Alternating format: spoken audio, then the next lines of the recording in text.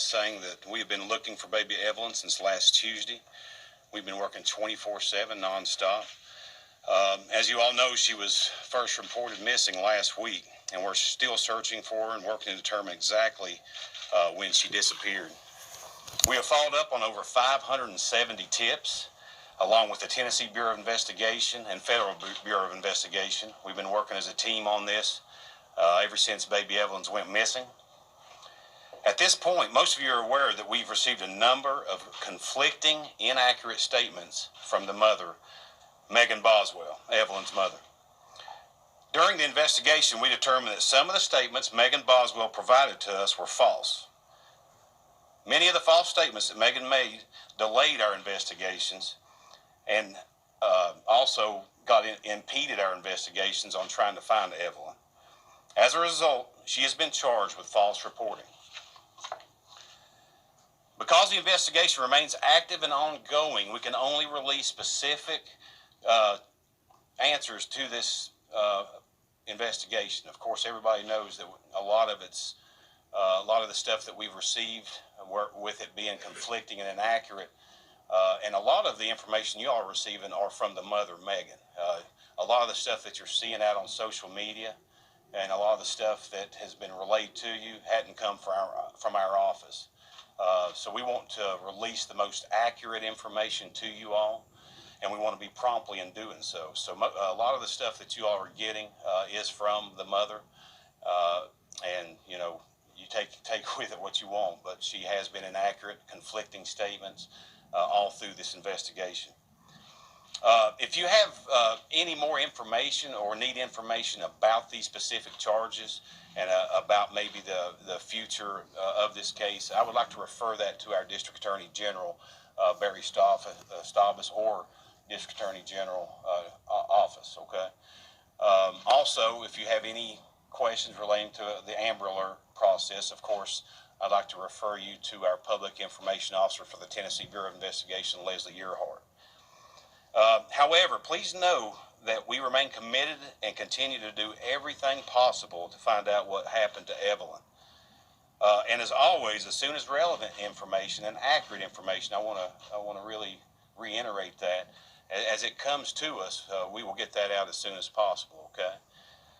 Anyone with relevant information concerning Evelyn's whereabouts are asked to call 1-800-TBI-5, okay? I'm just going to take a few questions because everything we have released to you, you know, that have been proved to be relevant or misinformation, so there's not really much that we can answer because, like I say, this is an active, ongoing investigation, and we don't want to have conflicting stories, and social media has really impeded this investigation, so we really want to get just accurate information out to you all. Okay, so I'll take a few questions, and my Public Information Officer, Captain Seabolt, will take us if you have anything relating to the missing vehicle and the bolo that we put on the BMW and the charges on the grandmother and Mr. McLeod. Okay. Sheriff, yesterday Megan Boswell told us that she couldn't take a polygraph because she was pregnant. Right. Can you kind of touch on the fact that you guys maybe have not administered one of those to her, or has she received a CBSA or anything like that? She was never asked to meet us for any polygraph. We don't actually have a polygraph examiner. Tennessee Bureau of Investigation does the polygraphing. We never set up any type of interview for her. And the pregnant statements, I'll have to leave that to her. That's information she released to you. Of course, it being medical, there's HIPAA violations that we have to look into, and I can't release that information at this time. Sheriff, do you still believe Evelyn Boswell is alive, and are you any closer to finding where she is? I hope and pray.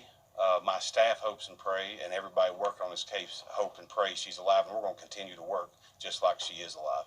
Sheriff, as more time elapses, is this case becoming more complicated? Well, it was complicated from the beginning. Good question, but like I say, we were just, it was just reported last Tuesday. Last known sighting, verified, was 1st of December, so we were already behind the 8 ball, 67, 68 days before she was even reported missing. So a lot of the tips that we've followed up on, you know, they hadn't been really relevant to or pertinent to our investigation. Sheriff, we're hearing that authorities in searching and applying in connection with this. Speaking of those social media rumors, is this true, and how can we combat things? I'm glad you brought that up, Ansley. I meant to tell you all that is just information we just received, and that is confirmed. They are looking in an area in Wilkes County, North Carolina. It wasn't asked from anybody that I know of from our agency or Tennessee Bureau of Investigation, but they are actively looking at a area in Wilkes County, North Carolina. And this is in connection with Evelyn Boswell? Yes, ma'am. Is the reward money still at $56,000? No, it's up to $59,850. How frustrating is it for you that rumors on social media have circulated? We've heard reports of possibly Virginia Beach, now North Carolina. I mean, do you have any idea where these leads are coming from, and kind of how are you working to combat those that are false? Well, that's one thing I want to relay to the public. You know, law enforcement has to work on probable cause. We can't go on assumptions, gut feelings. We have to have relevant, sufficient evidence to prosecute a case. So with that, you know, I got with the District Attorney General late last night while we were working on this case, and all we have at the time was false reporting. So we arrested her for that. And like I say, our main concern right now is find Evelyn, but like you said, very frustrating. 2 months before she's even reported missing, it puts us behind, puts our investigation behind.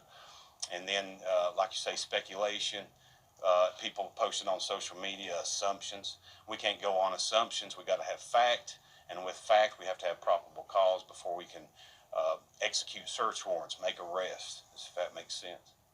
Sir, following up on that, how should the community help? If you have any questions, what can you do? The community has been outstanding. The outpouring support of the support from the community, but you gotta think of our timeline of 2 months, over 2 months of her missing. We would love to have a grid search area and form search teams to assist us in locating Evelyn, but 413 square miles in our county, and then there was a possibility of Mendota, some possibilities of North Carolina. You can imagine the labor-intensive work we would have to have just trying to form a search team. If we can get some information to where we can narrow that down to a mile grid area, we would be glad to have more help. But just prayers, concerns, support from our local community and all over the nation has really been outpouring, and we appreciate the prayers and support. Sheriff, have you been able to speak to the grandmother since she got back to Wilkes County? I have not myself, but she has been questioned by investigators. What has she told you? I'll leave that up. That's still under investigation. I really wouldn't like to comment on that. Sheriff, I know that one more question. You've all said that her story has changed. Well, the mother's story has changed multiple times since you guys initially started talking to her. Yes, sir. Since she's been arrested, has her story changed yet again, or kind of what has been like? Every time we talk to her, her story changes. I'm serious when I say that. Every single time. Sheriff, you said the last verified sighting on the 1st of December, a month ago. We previously heard it was on the 26th, or 10th or 11th. 10th or 11th is what I've been going on simply because it was verified by somebody that's not lied to us.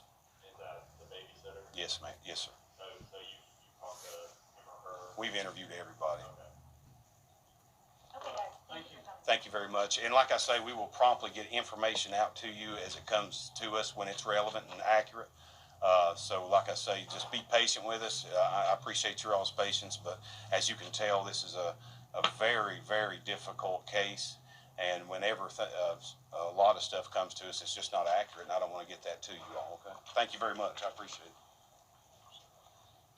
If you guys have follow-up questions related to the investigation, we ask that you send Andy Seabolt an email at seabolt@scsotn.com. If you have a question related directly to the Amber Alert, you can reach us at tbi.media@tn.gov. Thank you.